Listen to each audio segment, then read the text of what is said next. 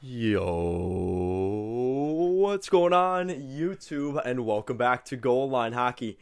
It's your boy Kevin Forte, and we are taking a look today at your New York Islanders. It has been a brutal start to the season for the Islanders.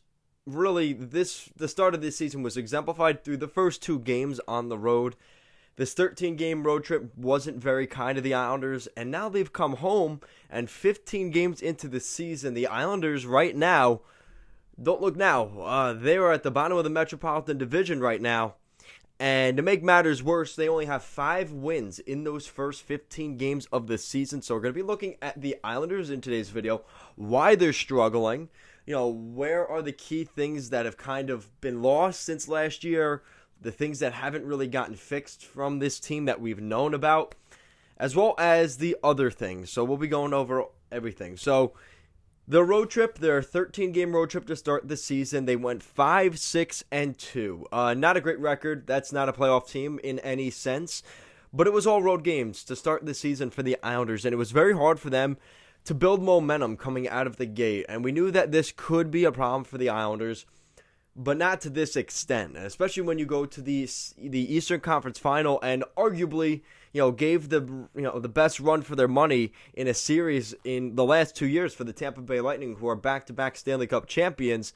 Now, the Islanders have something to hang their hat on there.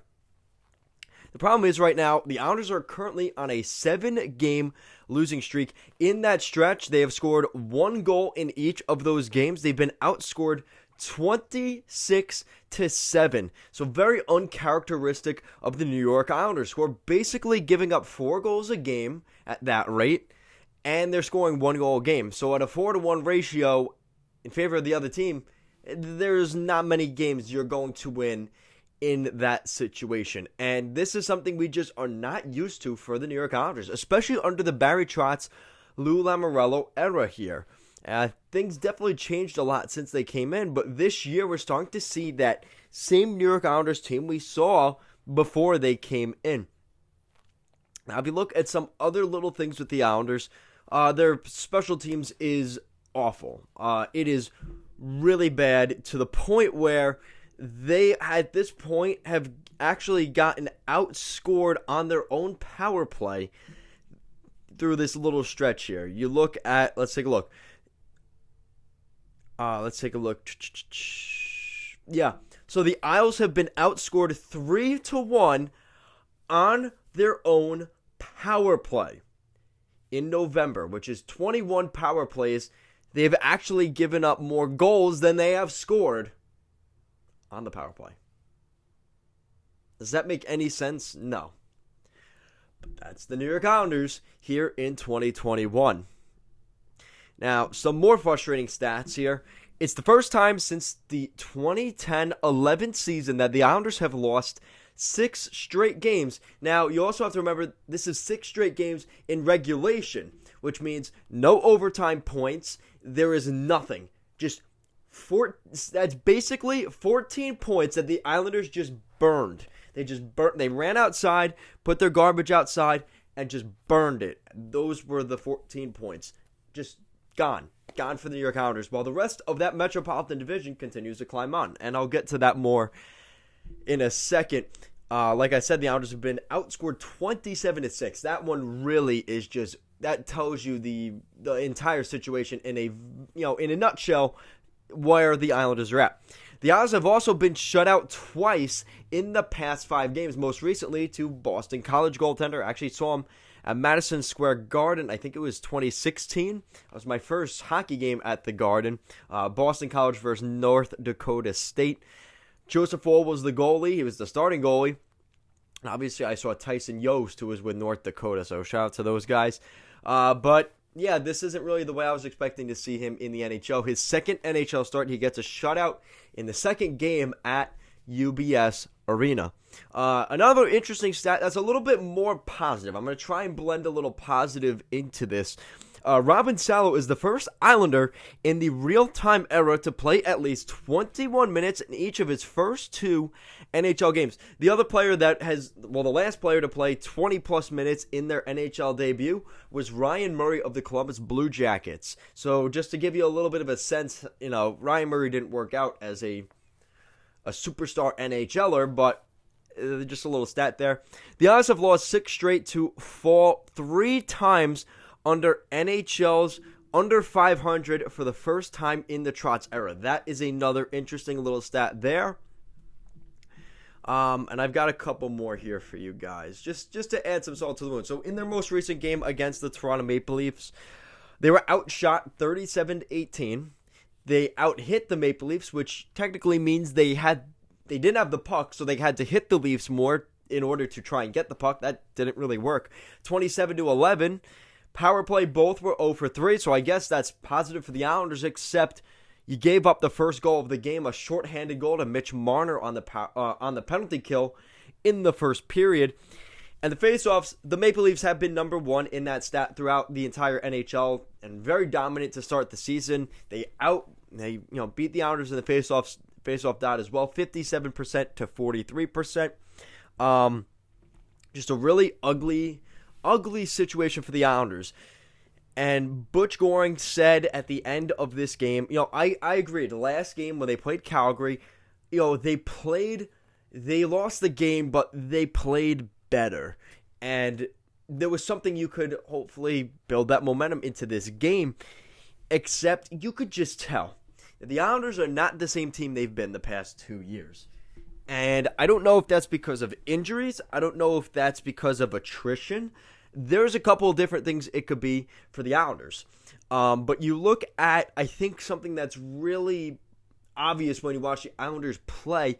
When they get the puck, teams have learned, don't give them the red line, which is the middle line.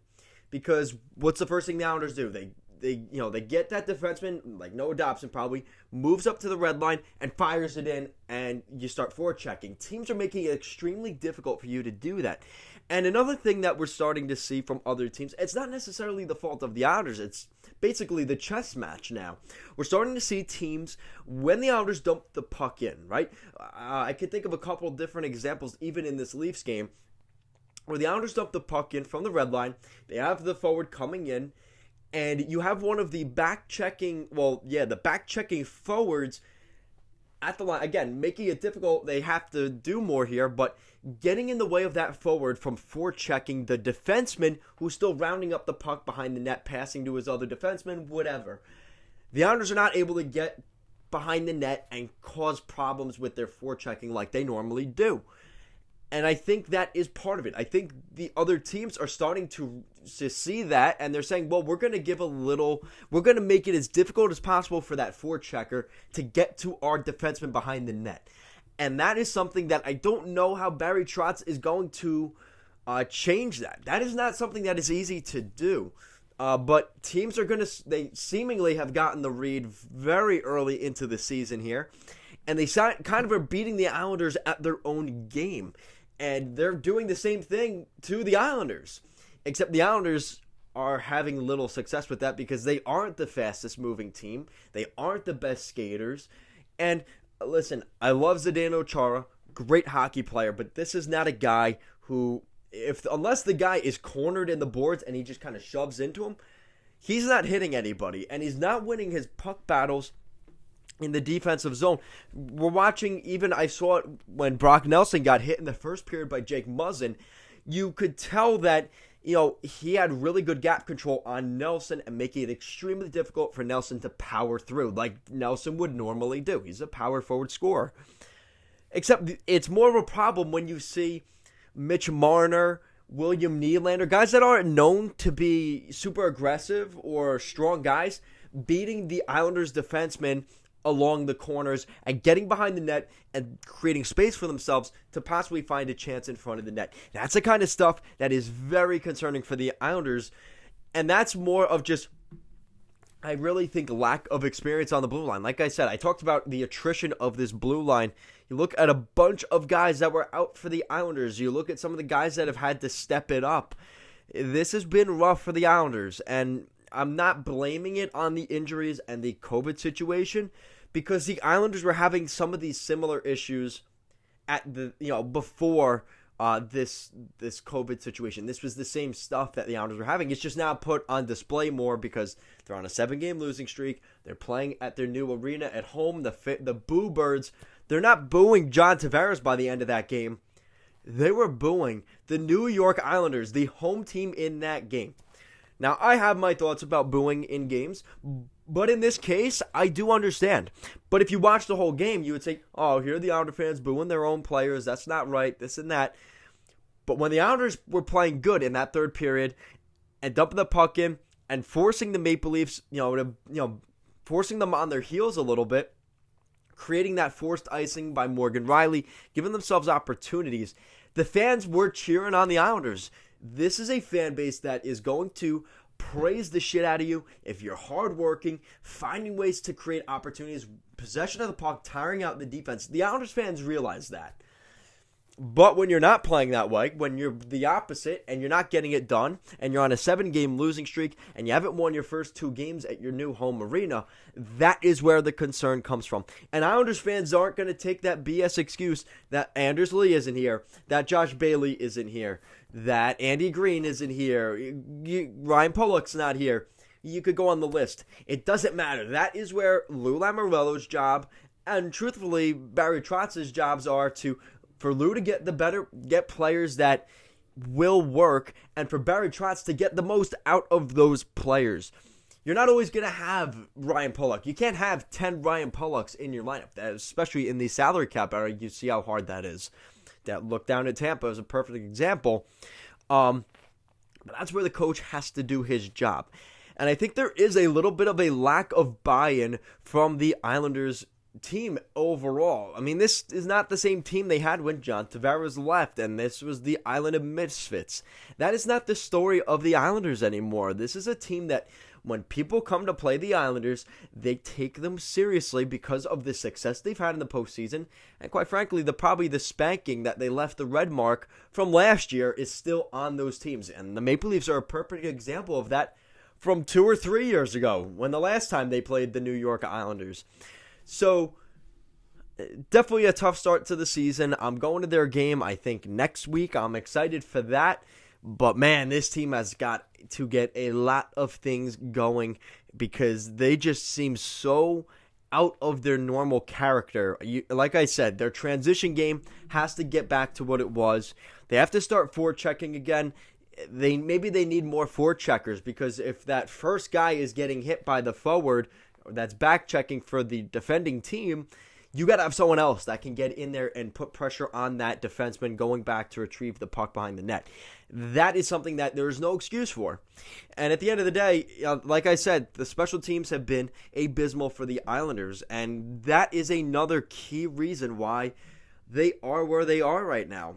And like I said, you look at, they're tied for 30th right now. The Vegas Golden Knights and the Pittsburgh Penguins have worse power plays than the Islanders. The Islanders are at 12.2% on the power play. That is awful. Absolutely awful. And penalty kill is slightly better. They're literally in the middle of the pack. Hey, they're tied with the Florida Panthers at 81.4%. But that is not the standard for the Islanders. This is a team that is always one of the best in terms of goals against. They don't give up many goals. They should be top 5 every year. They struggle to score goals, but they're opportunistic. And we kind of saw the Maple Leafs kind of turn this game.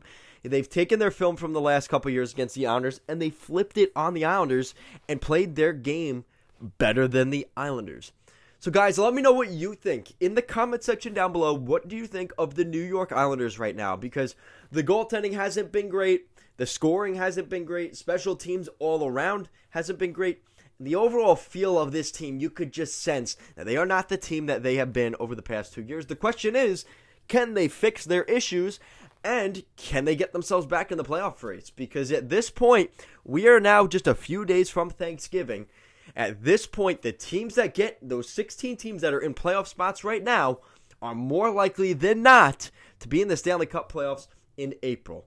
And that is a genuine concern when you talk about the Islanders, who have sold out and bought in to try and win a Stanley Cup, for them to fall this far down would be a real disappointment. Guys, it is an 82-game schedule. We are 15 games into this season, which is just right around the 25% mark.